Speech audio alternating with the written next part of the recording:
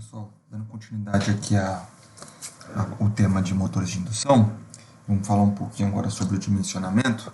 Aqui a gente tem algumas normas, né, ligadas a motores de indução. Existem várias normas, na verdade, né? Aqui tá algumas delas. E um pouquinho aqui agora do aspecto construtivo dele, né? Então temos aqui o motor de indução. Essa parte em volta em azul aqui é a carcaça do motor de indução. E o estator dele, ele é inserido dentro dessa carcaça aqui, né? Então aqui a gente tem o estator, ele é composto pelo núcleo, né? E nesse núcleo ele tem ranhuras que os enrolamentos do estator vão sendo passados, né? Então essa composição aqui do estator são os enrolamentos no núcleo aqui do estator que é encaixado na carcaça. E a gente compõe aqui essa parte do motor de indução. O rotor do motor de indução, então aqui a gente tem a carcaça, aqui está o estator, né? O rotor do motor de indução, os enrolamentos dele estão aqui, né? Então, quando eu coloco, injeto uma tensão e uma corrente no estator, ele induz uma corrente aqui no rotor, isso que vai fazer ele girar. Então, o rotor está acoplado aqui está o rotor, aqui está o eixo do rotor. E para fixar ele, né, tem dois rolamentos, tem esse rolamento aqui e o rolamento aqui.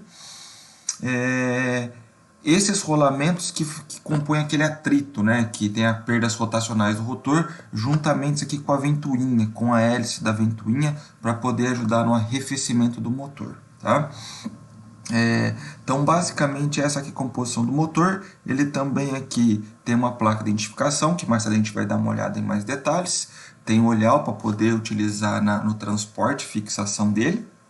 E eu tenho também aqui a caixa de ligação, que é onde eu vou fazer a conexão da alimentação elétrica que vai alimentar aqui o estator, certo? Bom, basicamente aqui essa é a estrutura do motor. Depois a gente entra mais em detalhes, alguns detalhes técnicos aqui dela. Bom, na hora de fazer o dimensionamento dos motores, né, os catálogos têm várias informações, tá? A primeira informação que normalmente aparece é a informação da potência do motor, né, que pode ser em cavalo ou quilowatt. Aqui está um pouco das equações que a gente viu, né, do motor de indução, mas basicamente a potência é igual ao torque vezes a velocidade do motor. Uma coisa importante é que a potência do motor elétrico ela pode variar de acordo com a altura, de acordo com a altitude que ele está instalado. Então, o que acontece? O padrão, né, a gente pensa em até 1.000 metros de altitude, ou seja, até 1.000 metros de altitude você não tem nenhuma perda na potência, uma perca na potência. Quando você vai instalando esse motor em cidades mais altas, né, com altitude maior, o que pode acontecer é que existe uma perda dessa potência útil do motor. E aqui, essa tabela mostra o fator, tanto em relação à altitude, como também em relação à temperatura ambiente que ele está instalado. Então, vamos pensar que um motor de padrão, né, seria até 40 graus Celsius, 1.000 metros de altitude. Se eu manter a altitude de 1.000 metros e aumentar a temperatura ambiente, eu vou ter uma perda do fator, uma perda da potência útil desse motor. Quando eu também fixo 40 graus e vou aumentando a altitude, eu também vou ter uma perda aqui, né? E a composição de altitude e temperatura tem outras perdas do motor. Como que faz para calcular isso, né? A potência útil basicamente vai ser o alfa que busca nessa tabela aqui, vezes a potência nominal dele, e aí você consegue chegar na potência útil do motor. Isso é importante ressaltar, saber onde que vai ser instalado esse motor, em que altitude e em qual temperatura ambiente. Outra informação que a gente até estudou tem a ver com a rotação nominal do motor, né? Então a gente viu que existem, para o número de polos 2, 4, 6 e 8, tem a rotação síncrona do motor, mas também tem a rotação nominal dele, né? Que normalmente é um pouco menos que a velocidade síncrona para ele poder gerar o torque do motor ali. Essa rotação síncrona também depende da frequência do motor. Aqui no Brasil a gente trabalha com 60 Hz. O que vai definir exatamente a rotação mecânica do motor em um tempo específico vai ser o escorregamento, e o que está apresentado aqui é a rotação nominal do motor, ou seja, qual a rotação do motor quando o motor está disponibilizando o torque nominal ele quando está com a corrente nominal dele. Então isso pode variar de acordo com a operação do motor também.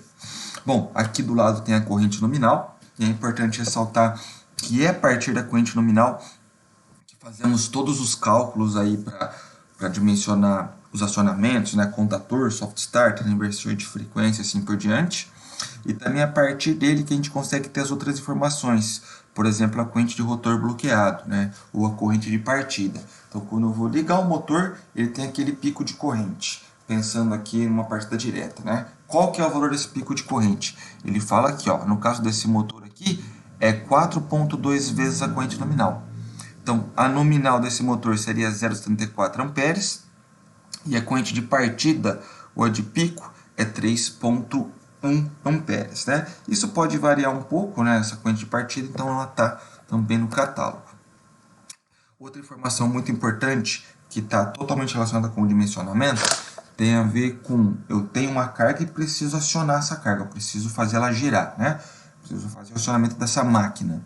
Então, eu tenho torque ou conjugado nominal do motor, mas na verdade, esse conjugado nominal vai acontecer quando o motor estiver na velocidade nominal dele, né? Quando ele estiver com a corrente nominal e com a velocidade nominal. E ele está mais ou menos nessa região.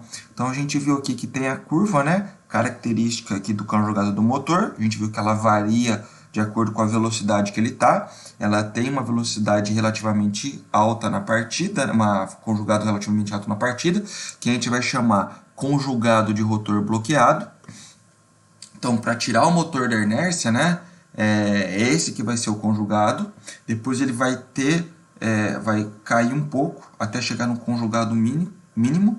Depois, com o aumento da rotação, ele vai aumentando até chegar num ponto que é o conjugado máximo, né? E aí ele vai, quando a velocidade estiver na síncrona, o torque é zero, e quando estiver na velocidade nominal, eu vou ter o conjugado nominal. Então, se aqui é o conjugado nominal do motor, aqui é o conjugado de partida do rotor bloqueado, e aqui é o conjugado máximo, certo? Esses são os pontos aqui que compõem essa curva, que a gente precisa tomar cuidado. Bom, a gente viu também que existem vários tipos de curvas, né? A mais utilizada aqui é a N e a H. Legal. Então, o que a gente precisa pensar na hora de fazer o dimensionamento do motor em relação às questões mecânicas, né? Se eu tenho aqui em vermelho aqui, né, a curva do conjugado do motor pela velocidade, eu preciso também saber qual que é o conjugado resistente da carga. No caso aqui está essa linha preta, e eu estou considerando aqui que seria um conjugado resistente constante, ou seja, para qualquer rotação eu tenho o mesmo conjugado resistente. Isso daqui acontece muito para a esteira transportadora, certo?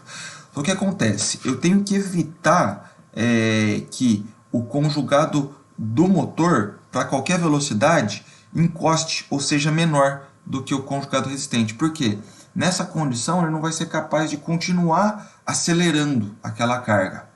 Então, o correto é, se for verificar, plotar, né, o conjugado do motor e o conjugado resistente, o conjugado do motor tem que estar sempre acima do conjugado resistente, certo?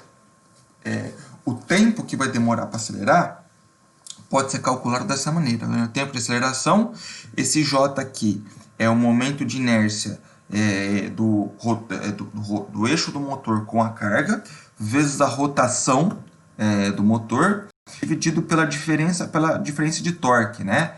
Que vai ser o momento, o torque do motor menos o torque da carga.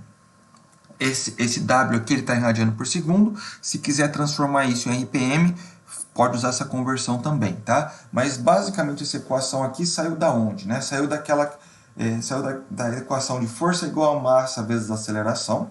Só que como estamos pensando aqui em rotação, ao invés de força seria o torque, ao invés de massa seria momento de inércia, e ao invés de a aceleração seria o alfa, que seria a aceleração rotacional, né? Que basicamente é velocidade dividido por tempo, né?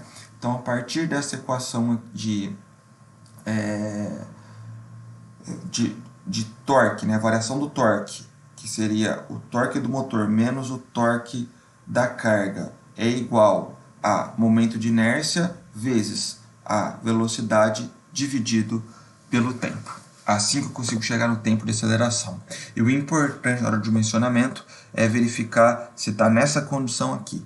Conjugado do motor sempre acima do conjugado resistente. O último ponto aqui é que pode ser que o conjugado do conjugado resistente da carga ele seja variável também. Da mesma maneira, ele tem que ficar acima, né? E o que é interessante é que qual que é a rotação que realmente o motor vai girar, né? Ele vai girar no encontro aqui, né? Então, quando um ser igual ao outro, ele vai girar. Pode ser que ele seja...